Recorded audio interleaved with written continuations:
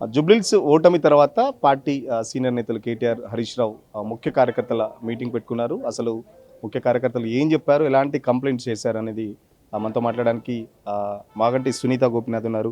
Madam, election result వచ్చేసింది, మీకు ప్రతికూలంగా వచ్చింది. సరే, నైతికంగా మీ విజయం అని మీరు మొదటి నుంచి చెప్తున్నారు.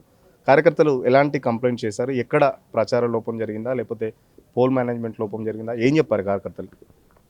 వాళ్ళు చెప్పేది ఒకటే, వాళ్ళైతే అందరూ కష్టపడి పనిచేశారు. ప్రతి కార్యకర్త ధైర్యంగా నిలబడ్డారు. ప్రతి బూతుల్లో కూడా పోరాడి ఎదురు తిరిగి నుంచున్నారు బలంగా.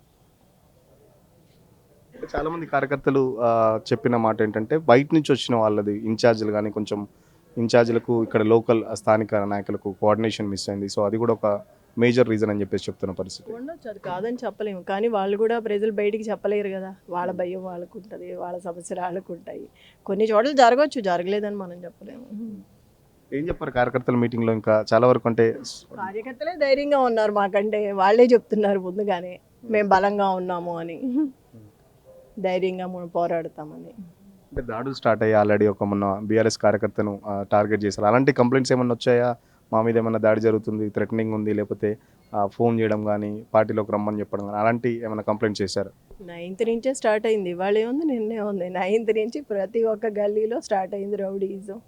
భయపెట్టడం, భయాందోళనకు గురి చేయటం, సేమ్ అదే రిపీట్ అవుతుంది ఇప్పుడు వరకు కూడా. అయినా ఎవరు భయపడలేదు, అందరు ధైర్యంగా ఉన్నారు. ఎవరు కూడా అట్లా వాళ్ళకి భయపడే అంత ఎవరు లేరు నాకు తెలిసి.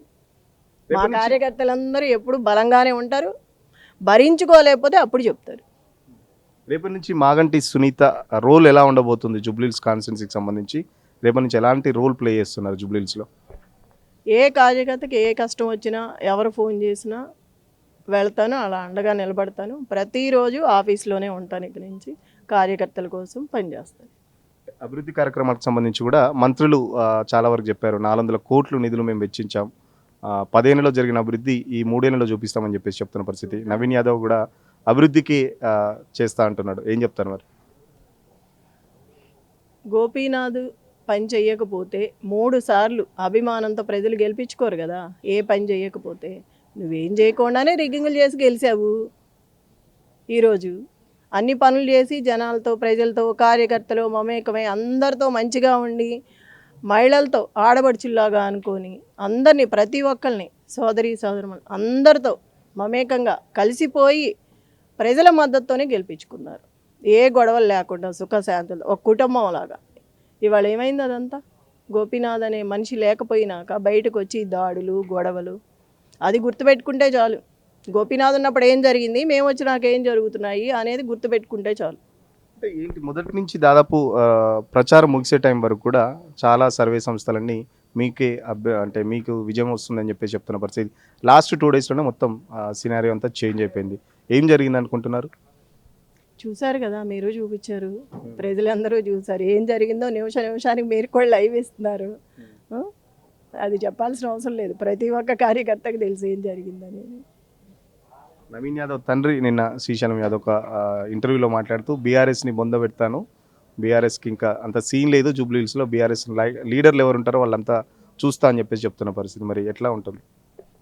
మాట్లాడతాం, 100 మాటలు మాట్లాడతాం. మాట్లాడి అని నెరవేరు కదా. ఏదో ఇరిటేషన్ అయ్యి కోపం వచ్చి అంటాం, కానీ ప్రతిదీ చేయం కదా. చేస్తే చూస్తూ ఊరుకోవడానికి కార్యకర్తలు ఏం ఊరుకోరు కదా. అంటే గోపీనాథ్ సంబంధించి కూడా ఒక ప్రధానమైన ఆరోపణ వినబడుతుంది. గోపీనాథ్ ఉన్నప్పుడు పార్టీలో ఎవరిని ఎదగనివ్వలేదు, అసలు జూబ్లీహిల్స్లో పార్టీకి క్యాడర్ లేదు, పార్టీ ఓడిపోవడానికి అదొక ప్రధాన కారణం అని చెప్పేసి కూడా కొంత ప్రచారం జరుగుతుంది. ఏం చెప్తారు దానికి? మళ్ళీ అదే క్వశ్చన్ అడిగారు. ఇప్పుడు అదే చెప్పా, 3 సార్లు గెలిచారంటే మాటల సిటీలో ప్రజల మద్దతు లేకోకుండా పార్టీ క్యాడర్ ఉండబట్టే కదా వచ్చింది. ఇంకోటి ఏదో అడిగారు మీరు, ఇప్పుడు ఏంటది? అనేవాళ్ళు ఎవరో వాళ్ళని తొక్కే పెట్టారు, పిచ్చి పనులు చేయకోకుండా. అది జనాల మీద నెట్టడం ఎందుకు? మనం ఉన్నది మనం మాట్లాడుకోవాలి. జనాలు ఎవరు అంటలేదే, అనిపించండి ఒక్కరి చేత. మమ్మల్ని గోపీనాథ్ ఇట్లా చేశాడు అని ఒక మనిషి చేత చెప్పించండి. మీరు తెచ్చుకొని డబ్బులు ఇచ్చి చెప్పించుకోవచ్చు. చెప్తారు భయంతోనూ ఏం చేస్తాడా అని. అంటే పార్టీ నుంచి సీఎన్ రెడ్డి కానీ లేకపోతే బాబా ఫసీయుద్దీన్ లాంటి కార్పొరేటర్లు కష్టపడుతున్న పార్టీ కోసం పనిచేసిన వాళ్ళందరినీ దగ్గరుండి పంపించాడని చెప్పేసి కూడా ఒక ఉంటుంది. దానికి ఏం చెప్తారు మరి? సీఎన్ రెడ్డి అనే మనిషి వాళ్ళ కార్యకర్తకు కానీ గల్లీ గల్లీ తెలుసు అంటే అది గోపీనాథ్ పుణ్యం. గోపీనాథ్ అనే మనిషి తీసుకురాకపోతే సిఎన్ రెడ్డి ఎవరికి తెలుసు చెప్పండి. నాకు సిఎన్ రెడ్డి గొడవలు లేవు, గోపీనాథ్ అనే మనిషికి కూడా గొడవలు లేవు. మధ్యలో దాన్ని ఆయుధంగా చేసుకొని అవతల పార్టీ వాళ్ళు ఏదో సృష్టిస్తున్నారంటే. మాకు అబ్బాయికి గొడవలు ఏమి లేవు, అనుకున్నది లేదు, అయింది లేదు. ఉన్నారు అడగండి కార్పొరేటర్లు.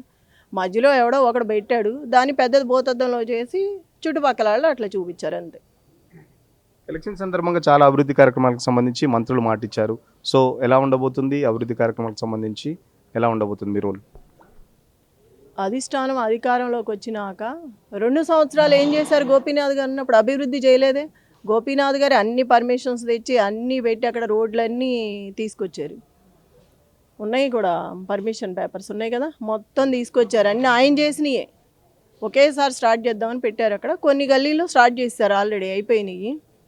మరి అప్పుడు చేయలేదే, మేము ఉన్నామని ఎందుకు రాలేదు? సరే గోపీనాథ్ గారు ఉన్నారు, గోపీనాథ్ గారు అన్నప్పుడు ఎంతమంది ఎక్కడ దాక్కున్నారో ఎక్కడ ఉన్నారు? అప్పుడు చేయాలిగా వచ్చి, మేము ఉన్నాం, మేము చేస్తాం, మేము గెలిచాము, నీకేం కావాలో చెప్పు గోపీనాథ్, మేము ఇచ్చేస్తాం నిధులని అడగలేదే అప్పుడు గోపీనాథ్ని?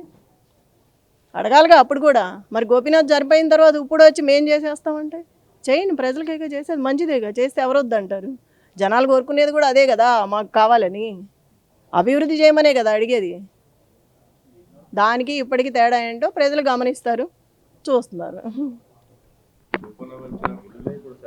ఖచ్చితంగా గోపీనాథ్ 10 ఏళ్ళలో చేసిన అభివృద్ధి మాత్రమే ఇప్పుడు ప్రజలు చెప్పుకుంటున్న పరిస్థితి. కాంగ్రెస్ పార్టీ 400 కోట్లు ఇచ్చారని చెప్తున్నారు. దానికి సంబంధించి అభివృద్ధి కార్యక్రమాలు తొందరలోనే మొదలు పెట్టాలని చెప్తున్న పరిస్థితి. కార్యకర్తలకు బయట నుంచి వచ్చిన లీడర్లకు కొంచెం కమ్యూనికేషన్ గ్యాప్ ఉంది. సో దానివల్ల కూడా రీజన్ ఒకటి ఉందని చెప్పేసి చెప్తున్న పరిస్థితి. ఖచ్చితంగా గోపీనాథ్ ఉన్నప్పుడే చాలా వరకు అటు కార్యకర్తలు కానీ ఇటు లీడర్లు కానీ సమన్వయం చేసుకుంటూ చాలా అభివృద్ధి కార్యక్రమాలు చేశాడు కాబట్టి 3 సార్లు వరుసగా గెలిచాడు. కాంగ్రెస్ పార్టీ లీడర్లు ఏదైతే ఆరోపణ చేస్తున్నారో దానికి సంబంధించి అదంతా ఒక పనిగట్టుకొని కొందరు ప్రచారం చేస్తున్నారు. దాంట్లో ఎలాంటి వాస్తవం లేదని చెప్పేసి మాగంటి సునీత చెప్తున్న పరిస్థితి. ఇప్పటి నుంచి కార్యకర్తలకు అందుబాటులో ఉంటాను, ఎవరికి కష్టం వచ్చిన కార్యకర్తలకు అండదండగా ఉంటాను, ఎవరు ఎలాంటి ప్రలోభాలకు కానీ భయపడాల్సిన అవసరం లేదు, నేను మీకు 24 గంటలు అందుబాటులో ఉంటానని చెప్పేసి చెప్తున్న పరిస్థితి. వీడియో జర్నలిస్ట్ సతీష్తో సురేష్, తొలి వెలుగు కోసం. అసలైన తొలి వెలుగు. ఫాలో వాట్సాప్ @తొలి వెలుగు official.